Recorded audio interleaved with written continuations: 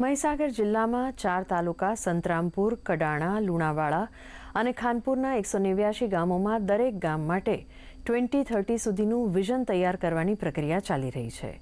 જેમાં આદિ કર્મયોગી અભિયાન અંતર્ગત વિલેજ એક્શન પ્લાન એટ 2030 બનાવવામાં આવી રહ્યો છે, જેના ભાગરૂપે આજે કડાણા તાલુકાના ખરોડ ગામે મહિલા સભા અને ગ્રામ સભા યોજવામાં આવી હતી, જેમાં ગામના વિકાસની ખૂટતી કડીઓ અંગે ચર્ચા વિચારણા કરાઈ હતી। આગામી 2 ઓક્ટોબરે યોજાનાર ખાસ ગ્રામસભામાં વિઝન 2030ના પ્રસ્તાવિત કામો અંગે ઠરાવ પણ કરવામાં આવશે।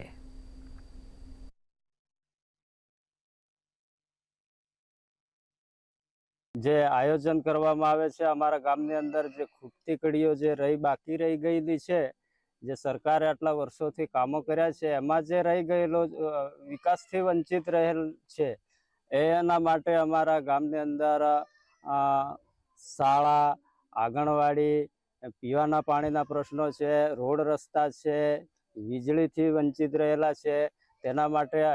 ઘણા બધા પ્રશ્નો છે। એ અમે આજે આ સભાની અંદર આખો ચાર્ટ બનાવી અને અમારી ગ્રામ સભાની અંદર ઠરાવ કરી સરકાર અને ગામ આ બંનેને એક પ્લેટફોર્મ પર લાવી અને ગામનું સારું વિઝન કઈ રીતે તૈયાર થાય એ માટેના પ્રયાસો થઈ રહ્યા છે, જેના અંતર્ગત સંસ્થા દ્વારા જુદું અલગ અલગ માર્ગદર્શન આપવા માટે PRA પદ્ધતિ, પદચલન અને ગામ સાથે બેસી અને સરકારના વિવિધ કર્મચારીઓ એક સારું આયોજન બનાવે એ માટે પ્રક્રિયાઓ કરી રહ્યા છે। હાલ મહીસાગર જિલ્લામાં